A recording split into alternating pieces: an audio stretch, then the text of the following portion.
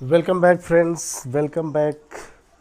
भारत में संवैधानिक संस्थाओं के विकास की जो अगली सीरीज है, उस सीरीज में हम लोग अब पहुंच चुके हैं भारतीय शासन अधिनियम 1935 या गवर्नमेंट ऑफ इंडिया एक्ट 1935। ठीक है, तो गवर्नमेंट ऑफ इंडिया, इसके पहले हम लोगों ने स्पेशल रूप से जो मैंने बताया था कि 1600 यानी 1600 जब से ईस्ट इंडिया कंपनी के लिए चार्टर एक्ट पास किया गया था, तो जो चार्टर एक्ट पास किया गया, तो चार्टर एक्ट को लेके उस समय से और जो सफ़र रहा भारत में संवैधानिक संस्थाओं के विकास के इतिहास में, हम लोग अब पहुंच चुके हैं भारत शासन अधिनियम 1935।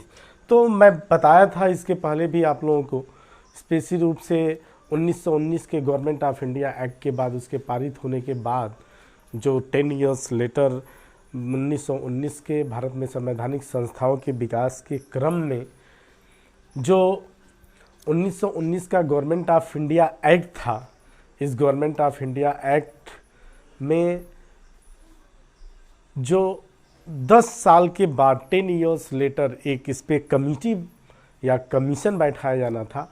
और इस कमीशन का काम यही था कि 1919 के गवर्नमेंट ऑफ इंडिया एक्ट ने भारत में संवैधानिक संस्थाओं को कितना मैच्योर किया है, तो उस मैच्योरिटी को कंप्लीट उसकी जांच करने के लिए एक साइमन कमीशन लाया गया। और पता है कि इंग्लैंड में जो कंजर्वेटिव पार्टी और लेबर पार्टी में जो टकराव चल रहा था विचारधाराओं में लेके इंडिया के मैटर्स को, तो कंजर्वेटिव पार्टी को लगा कि 1929 के इंग्लैंड में जो जनरल इलेक्शन होंगे उसमें हमारी मेजोरिटी नहीं आएगी, तो मेजोरिटी नहीं आएगी, तो इसीलिए क्या किया, 1929 में साइमन कमीशन, एक कमीशन आने वाला था, बाद में चल के उसे 1927 में ही उस कमीशन को भेज दिया गया, जिसके अध्यक्ष सर जॉन साइमन थे। उसके बाद नेहरू रिपोर्ट आई, इस पर भी पढ़ा हम लोगों ने। साइमन कमीशन की रिपोर्ट आने के बाद गोलमेज सम्मेलन प्रथम, द्वितीय, तृतीय पढ़ा। और इस राउंड टेबल कॉन्फ्रेंस के बाद जो कम्युनल अवार्ड आया, पिछले वीडियो में मैंने उस पर भी चर्चा की थी। और उस कम्युनल अवार्ड और राउंड टेबल कॉन्फ्रेंस और साइमन कमीशन की रिपोर्ट को बेस बना के ब्रिटिश पार्लियामेंट ने क्या किया कि 1933 में, चूँकि 1932 में कम्युनल अवार्ड आया, एक साल बाद इन सब का बेस बना के 1933 में श्वेत पत्र, वाइट पेपर ले आएगा। इस आधार को बेस बना के एक नए संविधान की, यानी नए इंडियन कॉन्स्टिट्यूशन की जो एक प्रारूप होती है, एक रूपरेखा होती है, उसको प्रस्तुत करने का काम किया गया, जिस पर विचार के लिए जो गवर्नर जनरल लॉर्ड लिथगो था, ठीक है, या वायसराय जिसे कहा जाता था, उसकी अध्यक्षता में एक ज्वाइंट कमेटी बनी, ज्वाइंट या सेलेक्ट कमेटी बनी। और इस कमेटी की रिपोर्ट के आधार पर एक बिल पास किया गया ब्रिटिश संसद में, ब्रिटिश पार्लियामेंट में। और ब्रिटिश पार्लियामेंट के हाउस ऑफ कॉमन्स और हाउस ऑफ लॉर्ड्स में यह बिल पारित होने के बाद 4 अगस्त 1935 को इस पे ब्रिटिश क्राउन की, यानी ब्रिटिश सम्राट की अनुमति मिली। और यह बिल अनुमति पाके भारत शासन अधिनियम 1935 या गवर्नमेंट ऑफ इंडिया एक्ट 1935 के रूप में हमारे सामने आया। ठीक है, तो जो गवर्नमेंट ऑफ इंडिया एक्ट था, इसमें अगर देखा जाए तो गवर्नमेंट ऑफ इंडिया एक्ट में देखिए कि इसमें कुल जो आर्टिकल थे गवर्नमेंट ऑफ इंडिया एक्ट में 478 आर्टिकल्स थे। ठीक है, 478 आर्टिकल्स थे। अब तक के संवैधानिक इतिहास के क्रम में यह सबसे बड़ा आपका एक्ट था। फिर उसके बाद 16 इसकी परसिस थे, इसमें जो पार्ट होता है, बाद में चल के इसे घटा दिया गया। 478 की जगह पे 321 कर दिया गया। ठीक है, और 16 के जगह पे 14 कर दिया गया।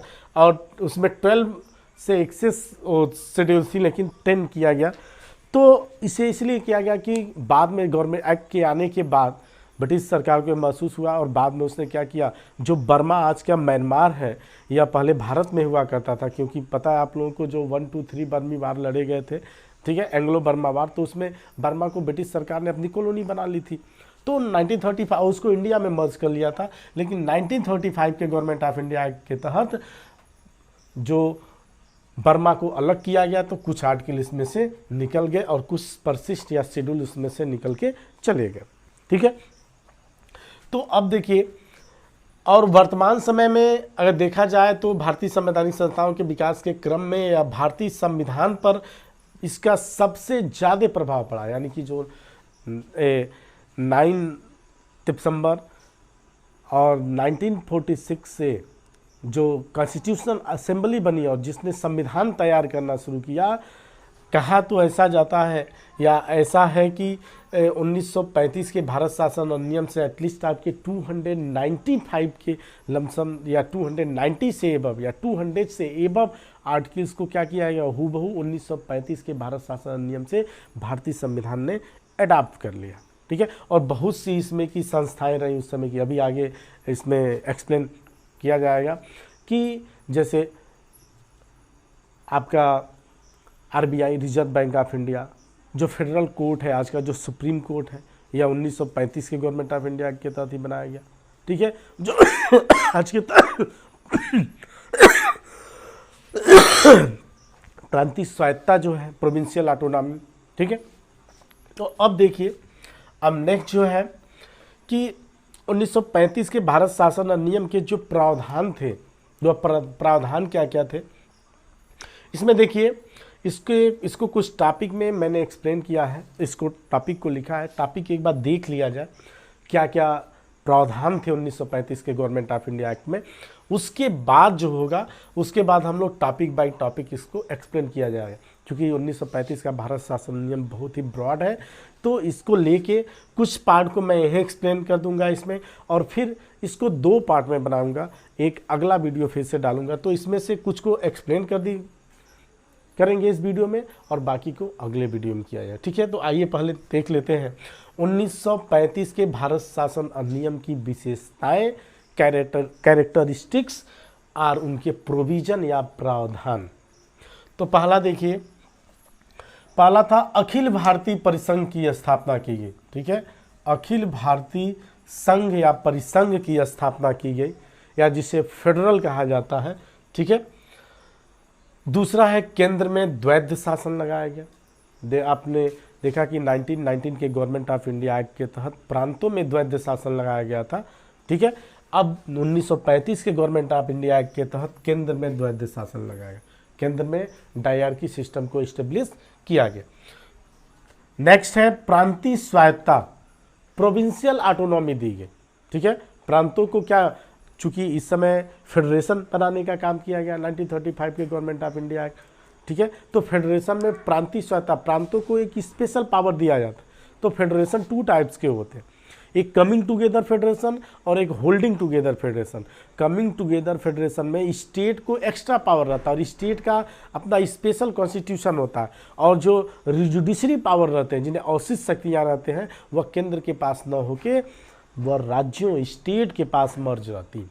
जबकि होल्डिंग टुगेदर गवर्नमेंट में, जैसे एग्जाम्पल, उसका एग्जाम्पल अमेरिका और ऑस्ट्रेलिया है, और जबकि होल्डिंग टुगेदर गवर्नमेंट जैसे इंडिया हो गया, इंडिया में क्या है, स्टेट को तो इस पावर दिया गया है। ठीक है, फेडरेशन है, लेकिन जो इंडियन स्टेट का कोई अपना एक सेपरेट कॉन्स्टिट्यूशन नहीं। जबकि अमेरिकन स्टेट में देखेंगे तो अलग अलग, और वहाँ पे दोहरी नागरिकता है, एक स्टेट की और सेंट्रल की।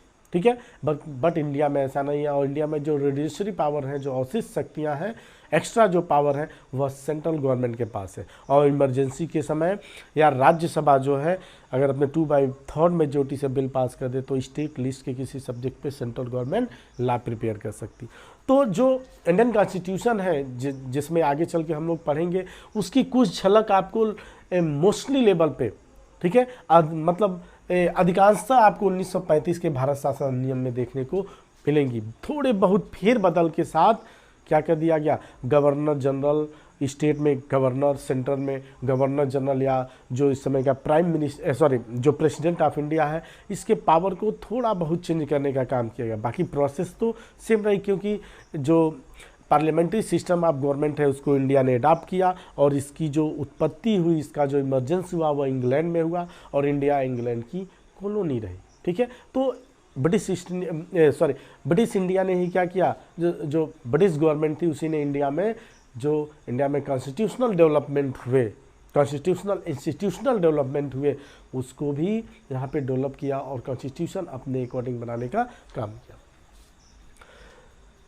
फिर देखिए संघीय न्यायालय, एक फेडरल कोड को लाया गया। ठीक है, ये वही संघीय न्यायालय है जो आज सुप्रीम कोर्ट ऑफ इंडिया है।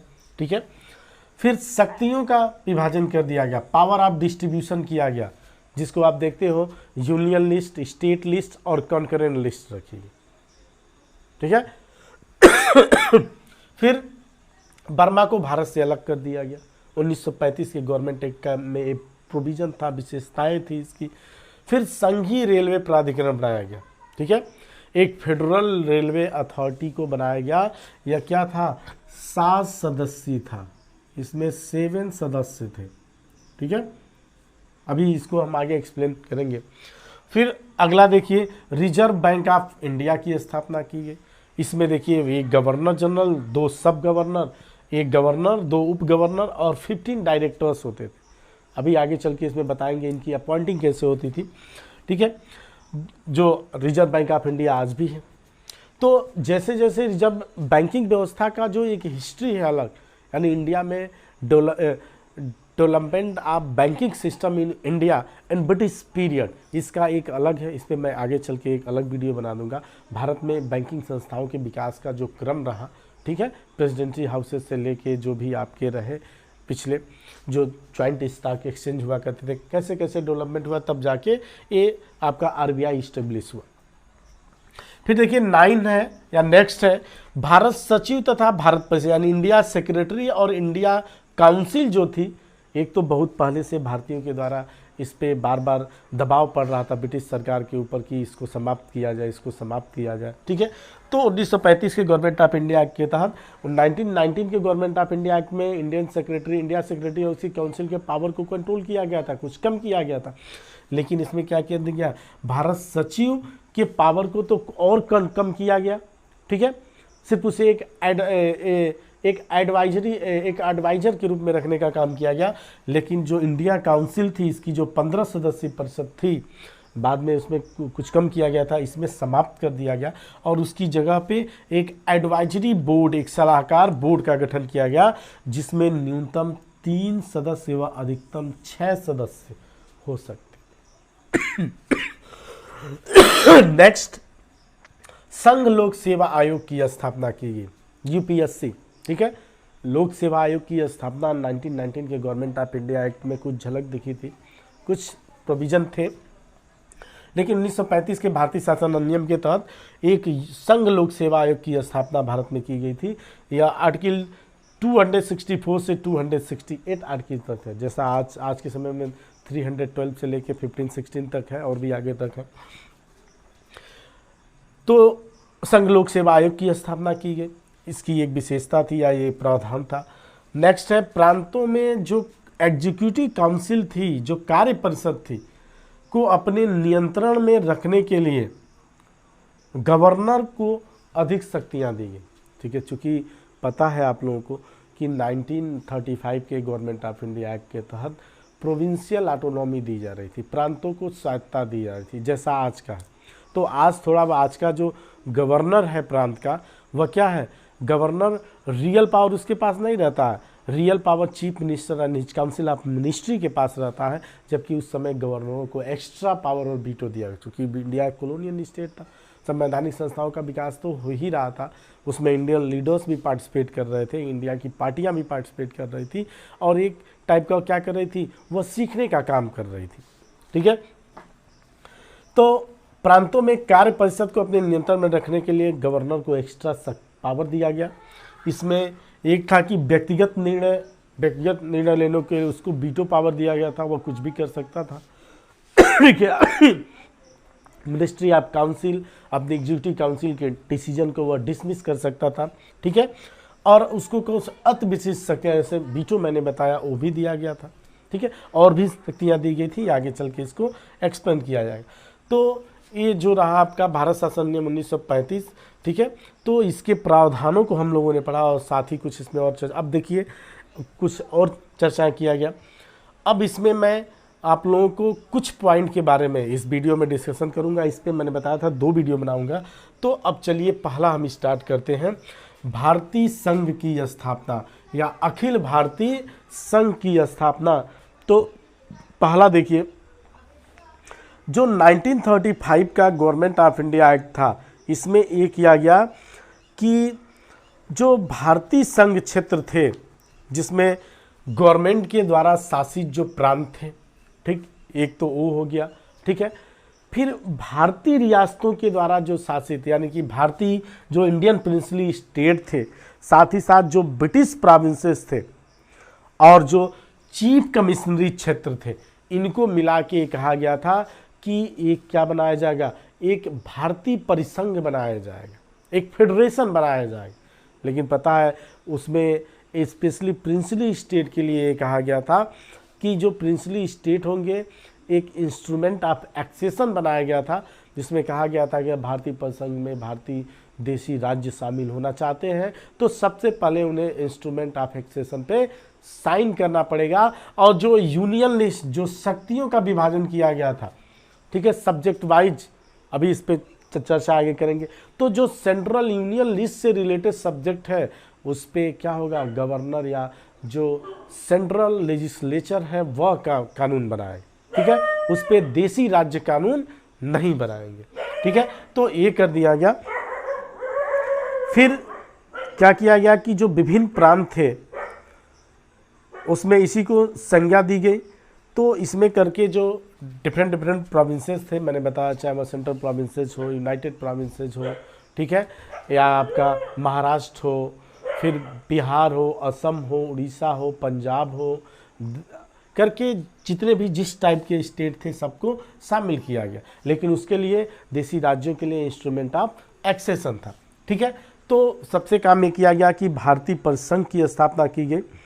और ये भी देशी राज्यों के लिए ये भी एक प्रावधान था, ध्यान दीजिएगा, कि वही देशी राज्य इसमें शामिल हो सकते, यानी इंस्ट्रूमेंट ऑफ एक्सेशन के तहत इंडियन जो भारतीय परिसंघ है उसमें मिल सकते हैं उस प्रिंसली स्टेट की देशी राज्य की कम से कम 50% जो जनता है, 50% पॉपुलेशन क्या हो, इसके फेवर में हो कि नहीं, आप इंस्ट्रूमेंट ऑफ एक्सेशन पर साइन करके भारतीय परिसंघ में शामिल हो। तो देशी राज्यों के लिए एक प्रॉब्लम, लेकिन और भी जो ब्रिटिश प्रोविंसेस थे और उनके लिए चीफ कमिश्नरी क्षेत्र थे, उनके लिए अनिवार्य था कि ठीक है आप शामिल हो, स्पेशली रूप से ब्रिटिश प्रोविंसेस के लिए, ठीक है। अब दूसरा देखिए, दूसरा है आपका केंद्र में द्वैध शासन की स्थापना, यानी डायआर्की सिस्टम को इस्टेब्लिश किया गया था। केंद्र में द्वैध शासन लाने का काम किया गया था। तो इस द्वैध शासन में जो था,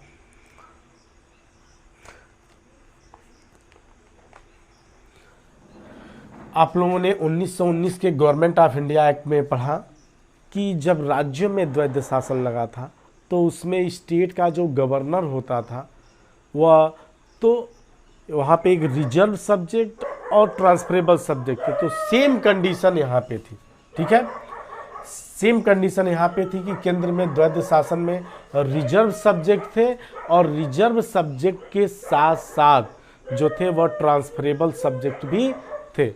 तो एक रिजर्व सब्जेक्ट, एक ट्रांसफरेबल सब्जेक्ट थे। तो रिजर्व सब्जेक्ट में गवर्नर जनरल और उसकी जो एग्जीक्यूटिव काउंसिल हुआ करती थी, तो गवर्नर जनरल और इसकी एग्जीक्यूटिव काउंसिल ये लॉ प्रिपेयर करने का काम करती थी, ठीक है, जिसमें गवर्नर जनरल को यह पावर था कि वो अपनी एग्जीक्यूटिव काउंसिल के डिसीजन को वह वीटो कर सकता था, वह हटा सकता था। और दूसरी तरफ जो ट्रांसफरेबल सब्जेक्ट पे जो एमपी हुआ करते थे, मेंबर ऑफ पार्लियामेंट, यानी जो सेंट्रल में जो जिनका इलेक्शन इनडायरेक्टली होता था, तो ये क्या करते थे, इनमें से गवर्नर जनरल क्या करता था, एटलीस्ट आपके 10 मेंबर्स को, 10 सदस्यों की एक मंत्री परिषद होती थी, council, governor general advisory council of ministry. तो यह गवर्नर जनरल के एक तो उनकी अपॉइंटिंग की जाती थी, जो स्पेशल रूप से आपका जो लोकसभा था, यानी उस समय जो सेंट्रल लेजिस्लेटिव जो काउंसिल हुआ करती थी, वो इलेक्टेड जो, जिसमें यानी कि इसमें इलेक्टेड मेंबर्स भी आते थे, नॉमिनेटेड मेंबर्स भी आते थे, जैसा मैंने 1919 के गवर्नमेंट ऑफ इंडिया एक्ट में बताया था चार्ट लेके। तो इसमें भी एक बार मैं आपको बता दूंगा एक स्पेशल वीडियो में इसमें कि कितने थे, कितने उसमें। बाद में चल के जब द्वैध शासन बना, द्वैध शासन में दो चीज़ें बनी, एक तो स्टेट काउंसिल बना, ठीक है, यानी लेजिस्लेचर काउंसिल इसे कहा जाता है, जिसे विधान परिषद कहा जाता है। और एक बना था लेजिस्लेचर असेंबली, ठीक है। तो दो बना थे, टायर की सिस्टम में थी दो टाइप। तो एक लेजिस्लेचर असेंबली में एक तो जो स्टेट काउंसिल हुआ करती थी उसमें राज्यों से रिप्रेजेंटेटिव जाते थे, जिनमें अधिकांशतः नॉमिनेटेड होते थे, गवर्नर जनरल के द्वारा नॉमिनेट किए जाते थे। लेकिन जो सेंट्रल लेजिस्लेटिव असेंबली थी उसके मेंबर्स इनडायरेक्टली, जिसमें इंडियंस की और इलेक्टेड मेंबर्स की संख्या अधिक थी, ठीक है। तो उसमें से मंत्रिपरिषद को लिया जाता था, जो जिनको मंत्री बनाया जाता है या तो उसमें लिया जाता था, लेकिन उसमें लिया जाता था, ठीक है। तो गवर्नर जनरल क्या करता था, कुछ उसमें से लेता था और कुछ उसमें से लेता था, ठीक है। और मंत्रिपरिषद, मंत्री के पद पर वह कब तक रहेंगे, जब तक गवर्नर जनरल चाहता था। गवर्नर जनरल चाहता तो उन्हें बीच में ही हटा देता था, ठीक है। और लेकिन वह उत्तरदायी होते थे, तो अपने सेंट्रल लेजिस्लेटिव असेंबली के प्रति उत्तरदायी होते, और गवर्नर जनरल उनके अपने मंत्रिपरिषद के डिसीजन को वीटो भी कर सकता था, उसे एक्स्ट्रा पावर दिया गया था। तो एक तरह संवैधानिक संस्थाओं का विकास हो रहा था, लेकिन चूंकि इंडिया कॉलोनियल स्टेट था, ब्रिटिश गवर्नमेंट यहाँ पे राज कर रही थी, तो पावर को वो अपने हाथ में कैप्चर करना चाहती थी, ठीक है। तो थोड़ा बहुत चेंज के साथ क्या किया, आगे चल के इसको एडाप्ट कर लिया गया। तो केंद्र में मैंने बताया जो द्वैध शासन लगा, तो उसमें एक रिजर्व सब्जेक्ट हुआ करता था और ट्रांसफर सब्जेक्ट में बांट दिया गया। तो रिजर्व सब्जेक्ट में क्या होता था, गवर्नर जनरल जो सब्जेक्ट रखे गए थे, जो मेन, जैसे फाइनेंस हो गया, वित्त विभाग हो गया, ठीक है, जैसे फिर आपका होम मिनिस्ट्री हो गया, फॉरेन अफेयर्स हो गए, तो जो अच्छे अच्छे डिपार्टमेंट हुआ करते थे वह रिजर्व सब्जेक्ट में रखे जाते थे, जिसकी गवर्नर जनरल, उसकी काउंसिल उसकी एग्जीक्यूटिव काउंसिल, जो गवर्नर जनरल अपनी एग्जीक्यूटिव काउंसिल के मेंबर्स को खुद नॉमिनेट करता था या क्राउन के द्वारा नॉमिनेट किया जाता था, तो उसकी सलाह पे तो उनके द्वारा अपना वो करता था, शासन करता था, उस पर अपना देखता था, रूल रेगुलेशन बनाने का काम करता था। जबकि जो ट्रांसफरेबल सब्जेक्ट थे, हस्तांतरित विषय, उस पर गवर्नर जनरल अपनी काउंसिल ऑफ मिनिस्ट्री के साथ काम करता, ठीक है। तो ये डिफरेंस थे। तो इस केंद्र में क्या किया गया, डायरार्की सिस्टम, द्वैध शासन लगाने का काम किया गया, ठीक है। और 1935 के गवर्नमेंट ऑफ इंडिया एक्ट के तहत इस समय भी गवर्नर जनरल की एग्जीक्यूटिव काउंसिल में क्या था, भारतीयों की संख्या उतनी नहीं थी। बाद में चल के प्रेशर पड़ने के बाद भारतीयों को क्या किया गया, इसमें स्थापित किया। वैसे मेन जो मेंबर्स हुआ करते थे, गवर्नर जनरल और उसके 3 एग्जीक्यूटिव काउंसिल जो मेंबर होते थे, मेन वही डिसीजन लेने का काम करते थे। वैसे गवर्नर जनरल को वारेन हेस्टिंग्स के बाद जब लॉर्ड कॉर्नवालिस आया, तभी अपनी एग्जीक्यूटिव काउंसिल पे उसने वीटो का पावर लेके इंग्लैंड से आया था, ठीक है, क्योंकि उसने वारेन हेस्टिंग्स को देखा था कि वह अपनी एग्जीक्यूटिव काउंसिल, अपनी कार्य परिषद के, क्योंकि वो वीटो कर देते थे, मेजॉरिटी बेसिस था। तो कॉर्नवालिस ने कहा कि जब हमें अपने एग्जीक्यूटिव काउंसिल के मेंबर्स पे वीटो पावर दिया जाएगा तभी, और चूंकि उसकी ज़रूरत थी, तो ब्रिटिश ईस्ट इंडिया कंपनी ने क्या किया, उसको भेजा और वीटो पावर दे के भेजा, ठीक है। अब देखिए जो अगला स्टेप है, अगले स्टेप में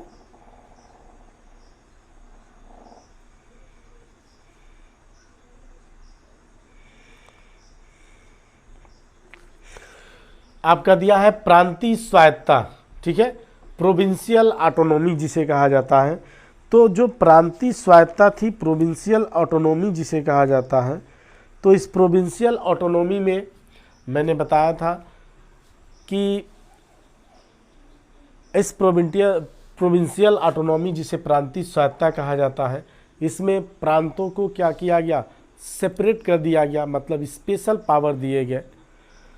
लेकिन गवर्नर जनरल को, यहाँ पे मैंने बताया है कि प्रांतों में जो एग्जीक्यूटिव काउंसिल थी या कार्य परिषद थी को अपने नियंत्रण में रखने के लिए गवर्नर जनरल को एक्स्ट्रा पावर दिए गए थे, अधिक शक्तियाँ दी गई, ठीक है। प्रांतीय स्वायत्तता तो दी गई। तो प्रांतीय स्वायत्तता में हुआ, आपने देखा कि 1937 में, जुलाई 1937 में क्या हुए, इसी बेस पे इलेक्शन हुए। इलेक्शन में इंडिया की जो डिफरेंट पॉलिटिकल पार्टियां थी, उन पॉलिटिकल पार्टियों ने पार्टिसिपेट किया। स्पेशली ब्रिटिश जो 11 ब्रिटिश प्रोविंसेस थे उनमें इलेक्शन हुए। इलेक्शन के बाद 5 और 6 में कांग्रेस ने फुल मेजोरिटी की गवर्नमेंट बनाई। यहाँ की कांग्रेस यहाँ पे सबसे बड़ी पार्टी के रूप में आई। Madras, central provinces, united provinces जिसे यूपी कहा जाता है, बॉम्बे हो गया, ठीक है, बॉम्बे और आपका असम और एक जगह और बनाई थी। उसके बाद आपके और जो स्टेट थे उन स्टेट में यह सबसे बड़ी पार्टी के रूप में आई थी कुछ स्टेट में, और 3 स्टेट में इसने कोलिशन गवर्नमेंट बनाया था, मिलीजुली सरकार बनाई थी।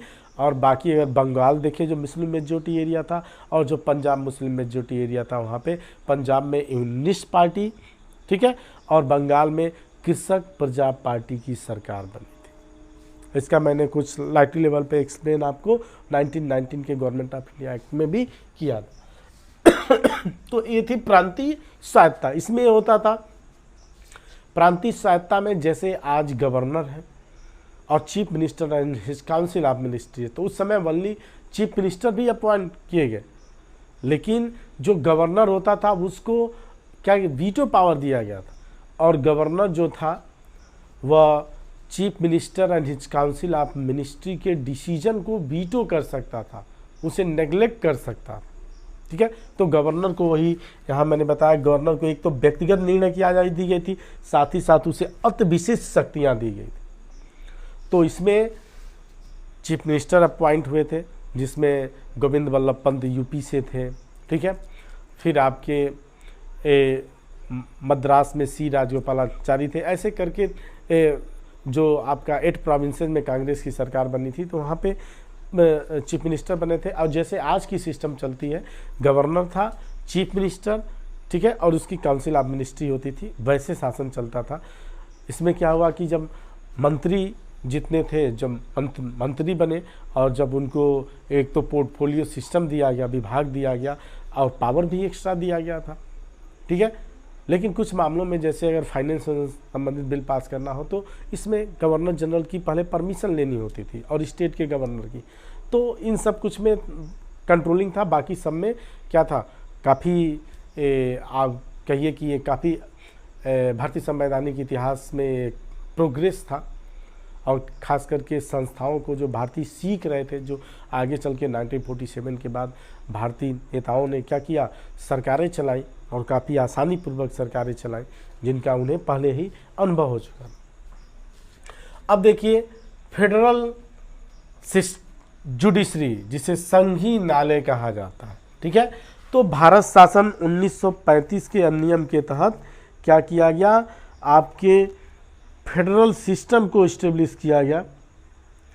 फेडरल सिस्टम को इस्टेब्लिश करने के साथ साथ इसमें संघीय न्यायालय को लाया गया था। तो संघीय न्यायालय में मैंने बताया इसमें भी एक चीफ जस्टिस होता था, ये भी 7 सदस्यीय था। 1 चीफ जस्टिस, एक CJI था, चीफ जस्टिस ऑफ इंडिया, और 6 जो होते थे वह एडिशनल जज थे, एडिशनल जज, ठीक है, जिन्हें सहायक जज या एडिशनल जज कहा जाता है। तो एडिशनल जज थे, इनकी नियुक्ति जो होती थी ब्रिटिश क्राउन के द्वारा की जाती थी, ठीक है। यानी कि संघीय न्यायालय के न्यायाधीशों की नियुक्ति ब्रिटिश क्राउन के द्वारा गवर्नर जनरल की सिफारिश पे की जाती थी। और साथ ही साथ इन्हें जो इनकी जो सैलरी होती थी वह भी इनके द्वारा फिक्स की जाती थी ब्रिटिश संसद के द्वारा। और स्पेशली रूप से इनका जो कार्यकाल हो सकता था वह 65 साल होता था संघीय न्यायालय, और जो आज भी है 65 साल की अवस्था सुप्रीम कोर्ट के न्यायाधीशों का। तो 65 साल तक ये अपने पद पर रहते थे। अगर ब्रिटिश क्राउन चाहे तो इनके कार्यकाल को बढ़ा सकती थी और आगे कर सकती थी, ठीक है। कि जो तनख्वाह थी, मैंने बताया तनख्वाह जो लेजिस्लेटिव होती थी, लेजिस्लेटिव करती थी या वहीं से ब्रिटिश पार्लियामेंट करती थी, और साथ ही साथ ये क्या होती थी, इन जो लेजिस्लेटिव होती थी कर तो देती थी लेकिन उसमें कम और अधिक करने का चांस नहीं होता था, यह ब्रिटिश क्राउन ही करता था, ठीक है। और यह भारतीय राजस्व से इनकी सैलरी दी जाती थी। तो ये संघीय न्यायालय को इस्टेब्लिश किया गया इसके तहत। फिर देखिए शक्तियों का विभाजन जो किया गया। अब इसमें थोड़ा और देख लिया जाए जो जजों की योग्यताएं थी, ठीक है। जज ऐसे थे या तो ब्रिटिश हाई कोर्ट्स के जज हों जो कम से कम 5 साल तक न्यायाधीश के पद पे रहे हों, उनकी नियुक्ति होती थी, या जो ब्रिटेन में किसी कोर्ट में 15 साल तक न्यायाधीश के रूप में काम कर चुके हों, उनकी सुप्रीम कोर्ट के न्यायाधीश के पद पे नियुक्ति होती थी, ठीक है। और या तो वह भारतीय, या तो वहाँ पे 15 साल तक कर चुके, या भारतीय हाई कोर्ट्स में एक कम से कम 15 साल तक क्या रहे हो, न्यायाधीश रहे हो, उनकी नियुक्ति सुप्रीम कोर्ट में होती थी। तो ऐसे करके क्राइटेरिया था, आज भी वही क्राइटेरिया है, थोड़े बहुत परिवर्तन के साथ, ठीक है, कि इतने साल तक 10 साल तक वकालत हो उनको बनाया जा सकता है, 5 साल तक लोअर कोर्ट या उसमें जज रह चुके हो तो हाई कोर्ट्स का, और हाई कोर्ट्स में रह चुके हैं तो सुप्रीम कोर्ट का बनाया जा सकता है। तो अपने अलग अलग उसके मायने हैं, तो उसी को बेस बनाया गया, आगे चल के थोड़े बहुत परिवर्तनों के साथ एडाप्ट कर लिया गया, ठीक है। इसका जो प्रारंभिक क्षेत्राधिकार था संघीय न्यायालय का, तो इसमें दोनों थे, एक तो आपका इंडिया प्रोविंसेज आता था तो ब्रिटिश प्रोविंसेज होते थे, साथ ही साथ देशी राज्यों में जो न्यायालय थे उनका भी ये क्या करता था, उनके भी डिसीजन की अपील इन्हीं के यहाँ होती थी। लेकिन इससे ऊपर बैठा लंदन का जो प्रिवी ऑफ काउंसिल था, इस संघीय न्यायालय के खिलाफ अपील उसमें हो सकती थी, प्रिवी काउंसिल में अपील हो सकती थी।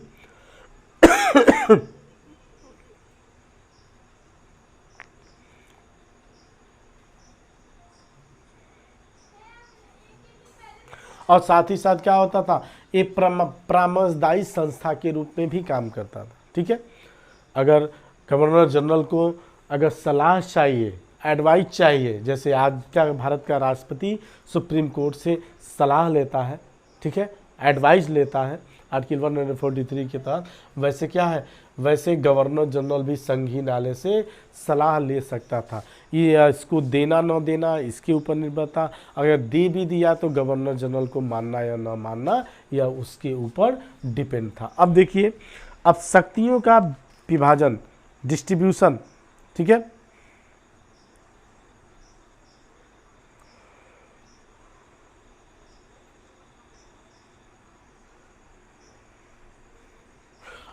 और देखिए इस एक के तहत एक किया गया जो 1935 का गवर्नमेंट ऑफ इंडिया एक्ट का, इसके तहत ये भी किया गया कि जो प्रांतीय न्याय व्यवस्था थी उनमें अधीनस्थ प्रांतों में उच्च न्यायालय गठित किए गए। इस अधिनियम की धारा 219 के अनुसार कलकत्ता में, मद्रास में, ठीक है, मद्रास हो गया, बम्बई, इलाहाबाद, लाहौर, पटना, अवध, चीफ कोर्ट, मध्य प्रांत आदि हाई कोर्ट मानी गई, इनको कम्प्लीटली हाई कोर्ट माना गया।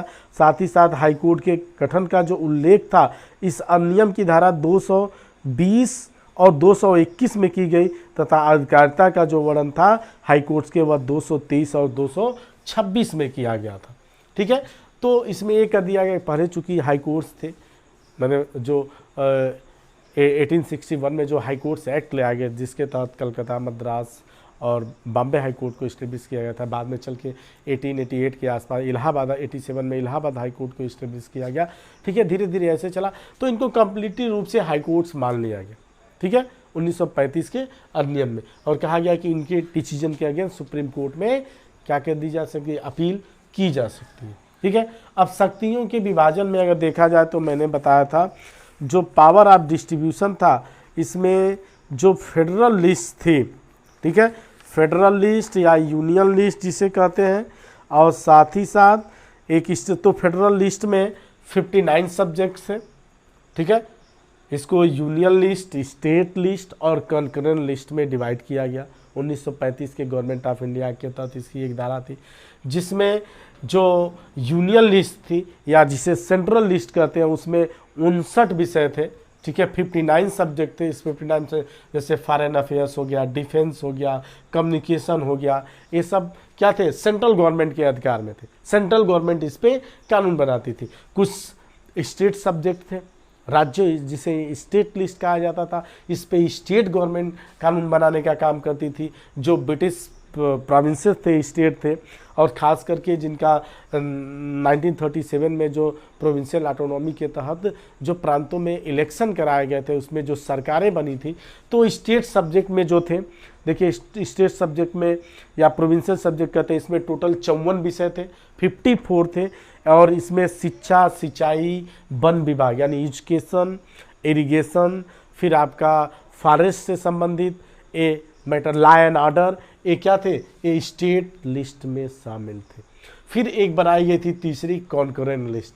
कॉन्करेंट लिस्ट में क्या होता था, इसमें स्टेट गवर्नमेंट भी लॉ प्रिपेयर कर सकती थी और सेंट्रल गवर्नमेंट भी लॉ प्रिपेयर कर सकती थी। अगर डिस्प्यूट हुआ तो उस डिस्प्यूट कंडीशन में एक अगर वन सब्जेक्ट पे सेंट्रल और स्टेट गवर्नमेंट लॉ प्रिपेयर कर रही है तो उसमें सेंट्रल गवर्नमेंट के द्वारा बनाए गए कानून मान्य होंगे। अगर सेंट्रल गवर्नमेंट चाहे तो क्या कर सकती है, सेंट्रल गवर्नमेंट के सेंट्रल लिस्ट पे के किसी सब्जेक्ट को स्टेट गवर्नमेंट को दे सकती है, आप इस पे कानून बनाए, या स्टेट लिस्ट को सेंट्रल गवर्नमेंट खुद ले सकती है कि नहीं इस पे स्टेट राज नहीं बनाया, स्टेट कानून नहीं बनाएगा, हम बनाएंगे। या गवर्नर जनरल के पास यह पावर था, इस समय दिया गया था कि गवर्नर जनरल चाहे तो स्टेट लिस्ट के किसी सब्जेक्ट पे कानून बना सकता है, ठीक है।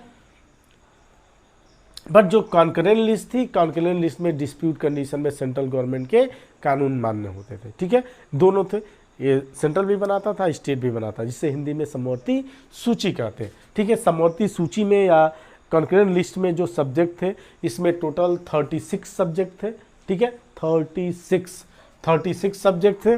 इसमें देखिए जैसे न्यूज़पेपर्स हो गए, फैक्ट्री एक्ट्स हो गए, ठीक है, और भी थे, बाद में चल के इसमें इंक्लूड 54, ठीक है। और चूंकि इस समय आप देखिएगा इसमें 52 है, कुछ कम किए गए हैं, सॉरी 36 थे तो अब 52 के आसपास हो गए। प्रेजेंट टाइम में कॉन्करेंट लिस्ट में 52 है, स्टेट लिस्ट में 62 है सब्जेक्ट, और यूनियन या सेंट्रल लिस्ट में आपका 97-98 सब्जेक्ट इंक्लूड किया गया, ठीक है। तो पहला जो वीडियो रहा, इस वीडियो में बस यहीं तक मैंने भारतीय संघ की स्थापना को एक्सप्लेन कर दिया, केंद्र में द्वैध शासन, प्रांतीय स्वायत्तता, संघीय और शक्तियों का विभाजन, ठीक है। अब इसके बाद जो वीडियो बनाएंगे उसमें आपका जो नेक्स्ट बचा है इसको एक्सप्लेन करने का काम किया जाएगा, और फिर बाद में चल के एक वीडियो बनाऊंगा जिसमें मैं स्पेशली रूप से भारतीय परिसंघ जो केंद्र में द्वैध शासन प्रणाली है, जिसमें सेंट्रल स्टेट काउंसिल एक थी, केंद्रीय विधान परिषद, और एक सेंट्रल लेजिस्लेचर असेंबली या सेंट्रल लेजिस्लेचर काउंसिल या दूसरा सेंट्रल लेजिस्लेटिव असेंबली, लेजिस्लेचर या लेजिस्लेटिव असेंबली। तो उनमें कितने थे, एक में 375 थे, ठीक है, सेंट्रल लेजिस्लेटिव असेंबली में, और सेंट्रल जो लेजिस्लेटिव काउंसिल थी उसमें 200 समथिंग के आसपास थे, ठीक है। तो उस पर क्या, उसको मैं समझाऊंगा कि कौन कहाँ से आते थे, कितने जनरल इलेक्टोरेट में थे, किसने मुस्लिम थे, किसने सिख थे, जैसा मैंने 1919 के गवर्नमेंट ऑफ इंडिया एक्ट में बताया था। तो इसके अब क्या होगा, सेंट्रल में क्लियर हो जाए। तो धन्यवाद, थैंक यू। अब नेक्स्ट वीडियो का इंतजार करिए, नेक्स्ट वीडियो में इसके आगे चर्चा की जाएगी। आपका स्पेशल रूप से बर्मा को भारत से अलग कर दिया गया और जो भी टॉपिक है इस पर चर्चा की जाएगी। तब तक के लिए धन्यवाद, थैंक यू।